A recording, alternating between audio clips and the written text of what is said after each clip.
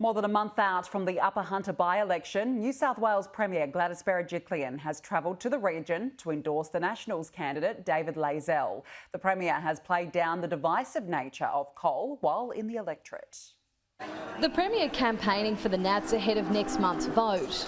David Layzell is an absolute natural. He is one of the community. I've been incredibly impressed by his ability to engage, and even this morning as we've walked down the street and been at the cattle yards and talked to small businesses, you know, it's normally 6 degrees of separation, but he's got about 2. The Nats are putting forward local construction engineer Dave Layzell, a father of 4 girls from Dungog, who's ready to prove himself. Both of them I met a number of years ago when I think the Premier's first day on the job, and I was walking down the main street of Tamworth, and I happened to come across both of them, and I managed to get myself a photo, terrible photo of me, but wonderful photo of these two. And then I was reflecting before, thinking, look at this team, look how much they have done in the last few years, and a fantastic team.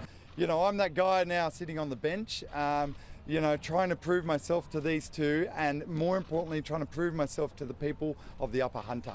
The seat of Upper Hunter is one of the most marginal in the state, held by the Nats on just 2.6%.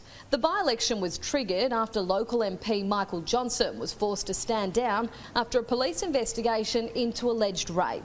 The Premier is confident with her team's track record, but realistic about the battle ahead. We need him to help us keep doing the job we're doing. If you look at the history of by-elections, there have traditionally been massive swings against the government. And as most of you would know, for my sins, I'm someone who looks at the facts and looks at the stats, and that's just the way it's reflected. While here in the Hunter, the Premier visited cattle yards and opened the campaign office, but she steered clear of visiting any coal mines. Gladys Berejiklian says her government wants to maintain existing coal jobs but invest in renewables, a very similar line to Labor's when they launched their candidate yesterday, a former coal miner and member of the CFMEU. If I can be so frank, a lot of people will say a lot of things, but I just say look at our track record, look at our policies. The Deputy Premier targeted both Labor and the shooters, fishers, farmers. It is track record that actually tells you more about the future, and you don't have to go back to the last election of 2015. You had Joe Halen, you had Penny Sharp, you had the whole Labor caucus talking down mining, coal, and all about climate change and renewables. And you know, just because there's a by-election and they've picked a former CFMEU rep and miner, it doesn't mean they're all of a sudden seeing the road to Damascus, where all of a sudden they're pro-mining. They haven't been. They haven't been consistently. I've been delivering as the Minister for Resources.